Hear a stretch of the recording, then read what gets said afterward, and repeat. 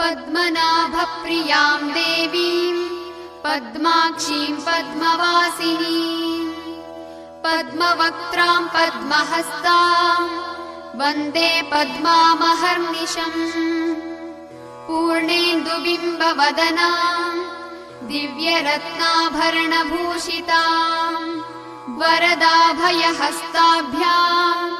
ध्यायेच्चन्द्रसहोदरीम् इच्छारूपां भगवतीं सच्चिदानन्दरूपिणीं सर्वज्ञां सर्वजननीं विष्णुवक्षस्थलालयां दयाळुमनिशं ध्यायेत् सुखसिद्धिस्वरूपिणीम्।